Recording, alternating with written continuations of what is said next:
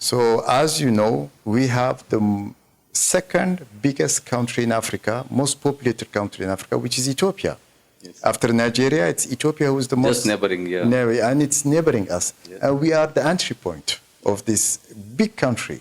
99% of the goods of Ethiopia comes through Djibouti. So this is something that we are proud of, because no matter how small we are succeeding on giving all furnitures that Ethiopia needs on time. Great. And we have 2,000 trucks going between Djibouti and Ethiopia every day. Oh. And in addition to Ethiopia, you have countries like Rwanda, Burundi, RDC, and Kenya, South Sudan, with whom we are developing now the extension of this logistical. So let's be honest. For Indian company, we are proposing them to come to manufacture it, to bring their tools. Knowing that India is fabricating everything, and Africa is the client. So I have been given the chance to visit, to go to Punjab and to Ludhiana, and I was amazed how many factories are there. And these factories are supplying Africa. So I'm glad to be given the opportunity here to say that to Indian companies, that if India is the supplier of Africa, and then Africa is the client, please come and settle yourself, come closer to your African client, in a place which is very safe at the financial level, at the security level, at the economical level, and who is very nice to settle, because Djibouti people are very nice, very welcoming. So you have everything. We have already Indian community living in Djibouti for decades. Yeah. I think around 500 plus Indians are staying since long. Yes, and most of them, they are originate from Gujarat. Gujarat, yes. So if they are happy in Djibouti, there is a reason. Yes. And they are making big money in Djibouti, no? Because of this intercultural center, which is Djibouti. Djibouti, you will find people from all over Africa and people from all over the world. And they are crossing each other in Djibouti, taking planes, taking boats, and making business. And since ancient time, it was like that, especially with India and Djibouti. We had this special relation based on trade. And then, of course, this relation brought us also to have cultural interconnections. Yeah. And that's why you see a lot of people in Djibouti dressing like Indians. Mm-hmm. and this is, trade is opening the doors for the rest also. So my message to Indian companies is that, please, I know that you are very comfortable and having trade in India, inside the continent, but please, I am inviting you to come to Africa. Africa is the land of opportunity, and to come to Africa, to succeed in Africa, Djibouti is your gateway to Africa. Why am I telling you that? Is because I know that I'm very, very, very, very, since I am here, I'm very surprised that Indians, with all the opportunity they have to produce and to invest in Africa, they are still not very much in Africa. Mm-hmm. So to foster this relation, this bilateral trade relation, we need more Indians to come to Djibouti, because believe me, if you come to Djibouti, you are 100% winner. It's a win-win situation. Indians or any stranger investor that comes in Djibouti has the opportunity to even buy a land as a national. Okay. To have the same right as national when it comes to create a company and to make business. And that, believe me, you will not find Very that. few countries has that option. I can even say maybe 0.0001% have this. So we have open hand to any investor who comes to Djibouti. We are treating them same than nationals with the same rights. Thank you very much. Yes, you have very much rightly pointed out that a lot of Indian companies are manufacturing here and sending goods to Africa. And yes, as we are discussing today, because of the addition of African Union in G20, definitely lot companies will love to come to Africa. And as Djibouti is the entry point, Republic of Djibouti, as you say, the safe zone. Apart from that also, sir, the cultural exchange you talk about, and I request all my friends also, those from the various sectors, that you should not just look Republic of Djibouti as a country, but you can think about the entire region. And the region is so big. If you see the size of African continent, it is one of the biggest. And when you do the manufacturing in Republic of Djibouti, and sir has rightly suggested, there are a lot of options to you that instead of manufacturing here and exporting, you can just think about manufacturing there also. And you can do a lot of export from here also. You can do manufacturing and distribution in the that region also. So you talk about the cultural exchange also. At the India, Africa, definitely a lot of cultural exchange is happening. We have a lot of similarities in our food, culture, dance, music, and definitely a lot of Indians like to have the African drums, African music.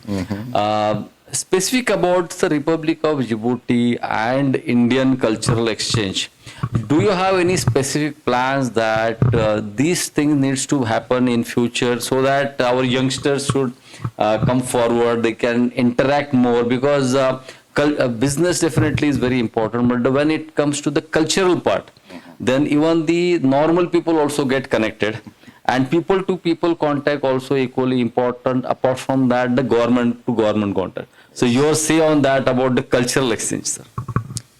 Well, as I have already mentioned, there is already an asset for any Indian investors who wants to come to Djibouti and invest. He will not feel alone. There are already an Indian community living in Djibouti.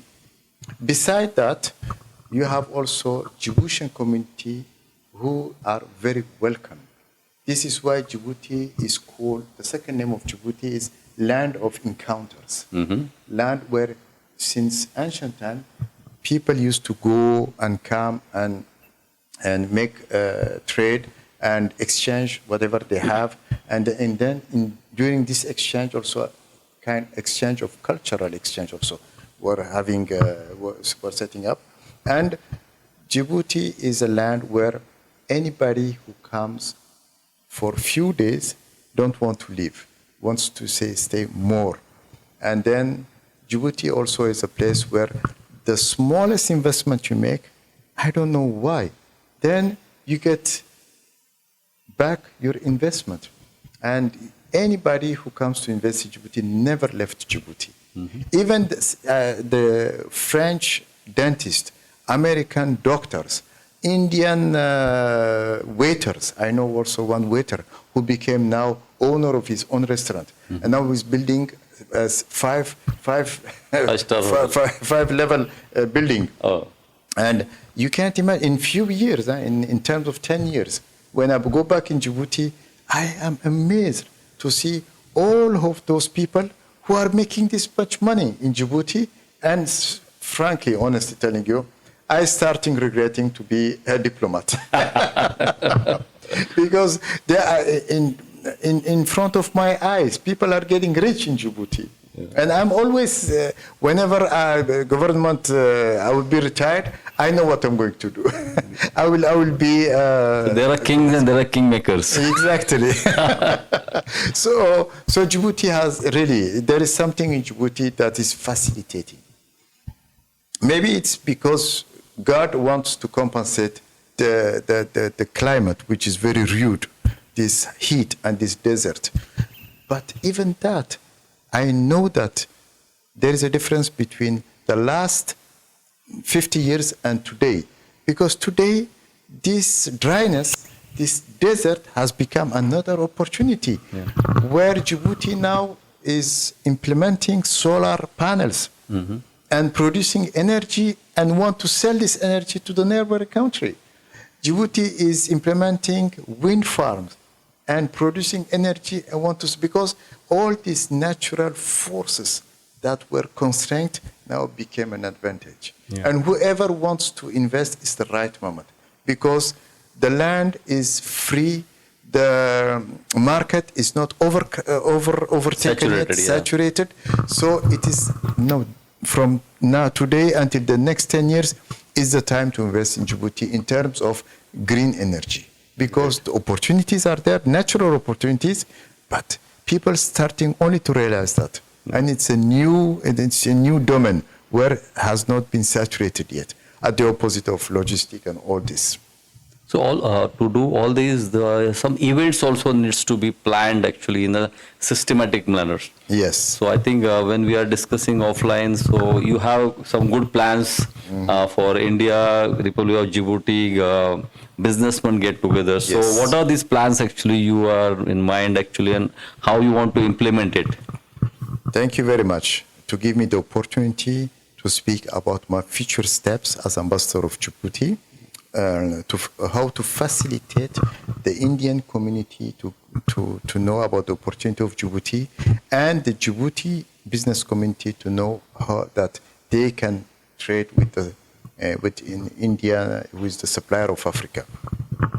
So for that issue, we have planned two very big events. The first one will be online, virtual, which will be held in October. If you want the exact date, it will be on the 17th of October.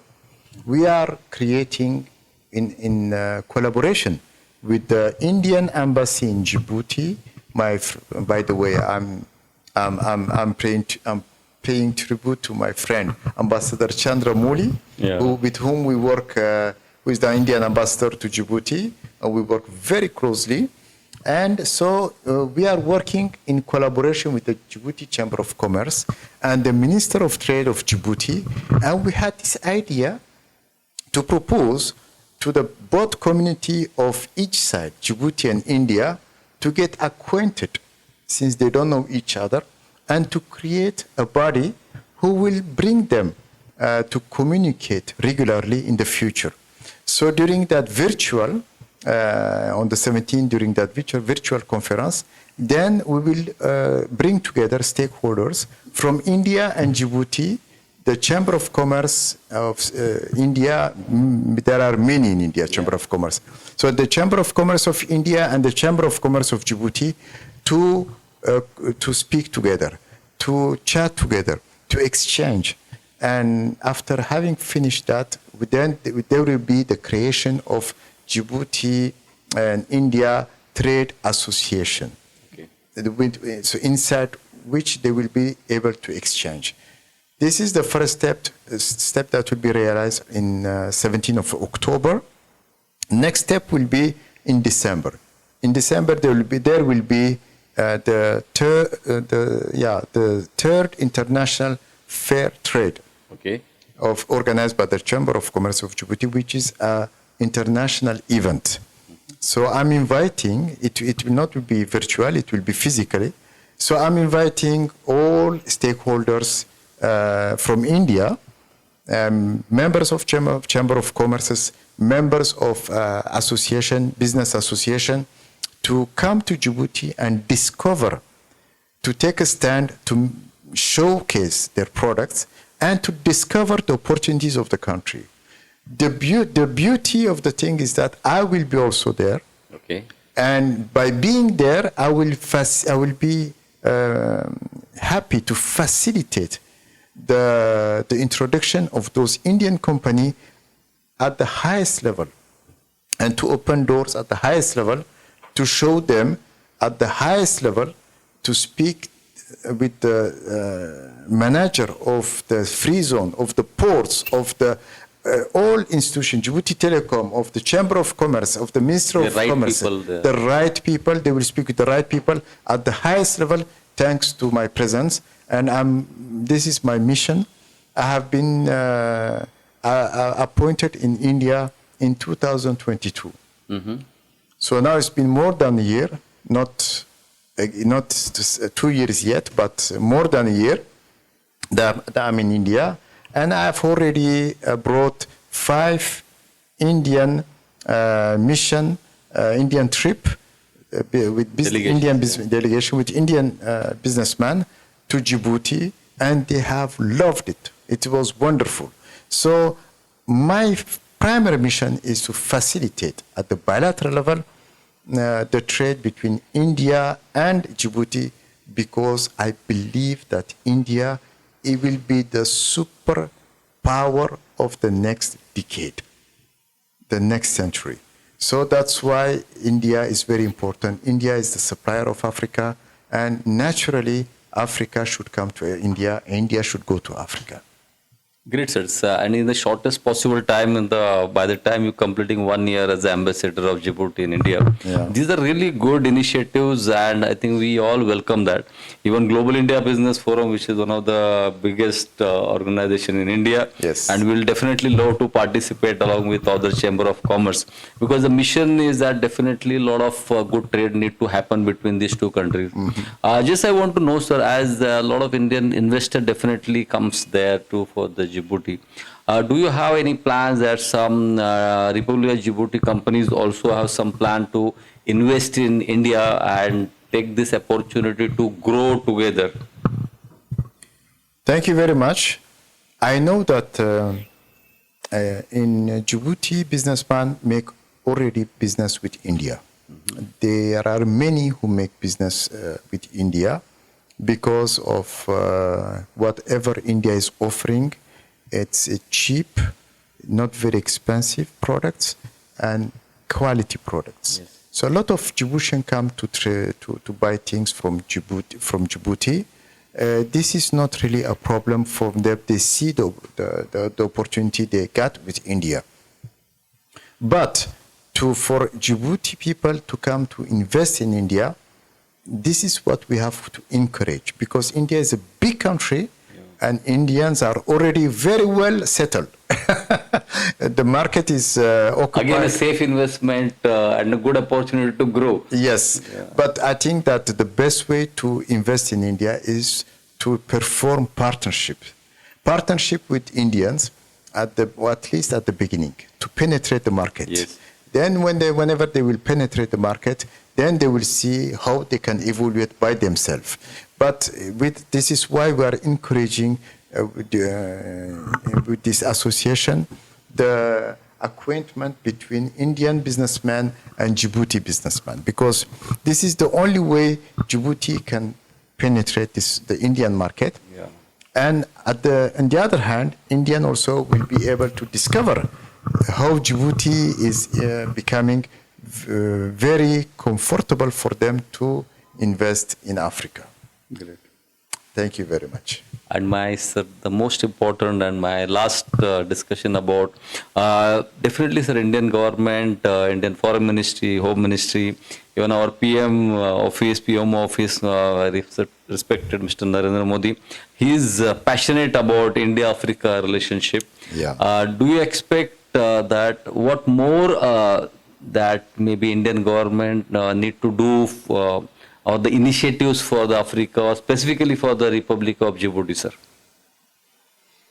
Well, first of all, His Excellency Prime Minister Narendra Modi is totally right. He is a visionary man. If he thinks that Africa he must be passionate about Africa, he is totally right. Because Africa has a lot of resources. And today what is lacking for those big countries that are technologically advanced is the natural resource. On the other hand, Africa is full of human resources. What is lacking in Western countries today is human resources. Africa is full of goodwill. Africa has always opened its hands to anybody who wants to come to Africa. True. It is a quality, but sometimes it's a default also. You have to stop people, but our culture, it doesn't show us how to stop people. Our culture is welcoming everybody, anybody who comes. So this is why also in history, bad things happen like colonization or slave trade, because we welcome everybody. But nowadays, it's a good thing to facilitating. So government of India is under the leadership of Prime Minister Narendra Modi, has already established the Exim Bank facilities, the LOCs.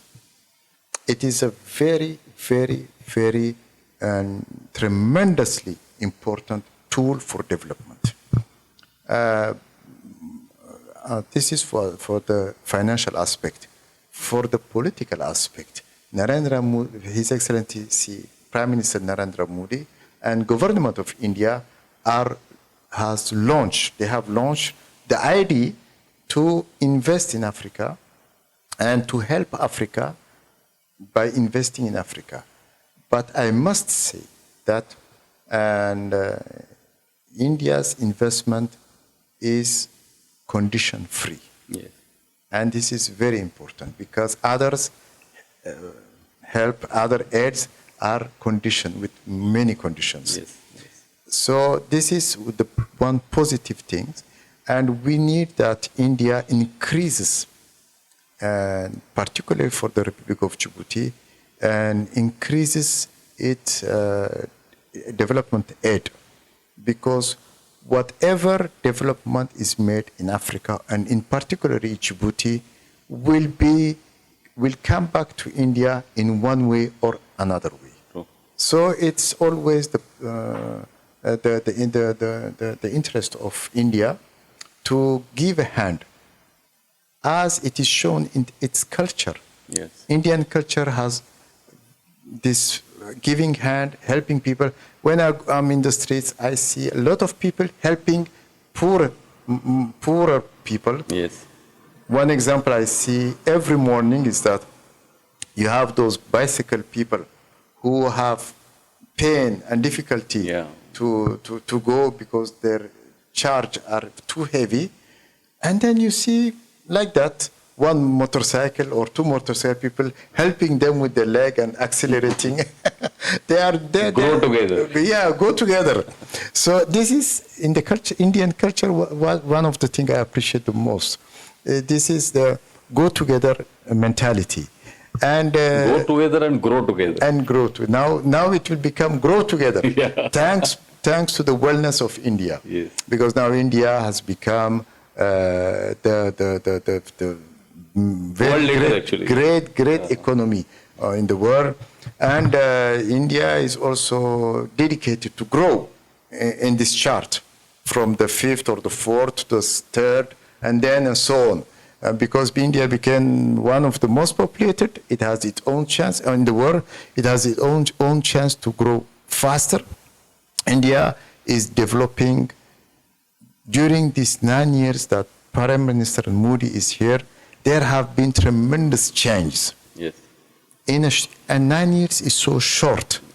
And this is why we have very good will that we should follow Indian steps. Because India has shown us that in 9 years, a lot can be made. True. With a good will, with a good leader, and with cohesion, and go together and grow together.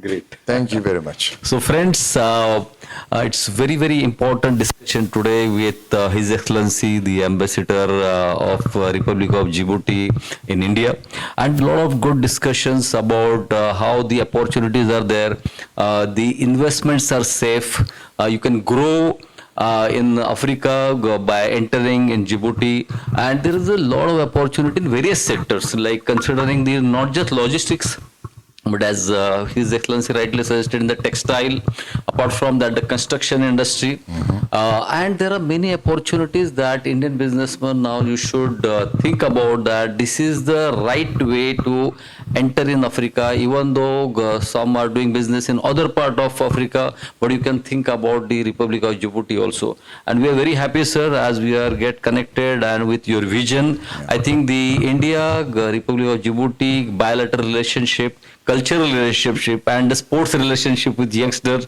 should go ahead and we should grow together. Thank you. It's been a pleasure. And thank you very much for this, for your goodwill to promote the relation between India and Africa. And may God bless you for all what you are doing. Thank you very much. Thank you. Welcome, sir.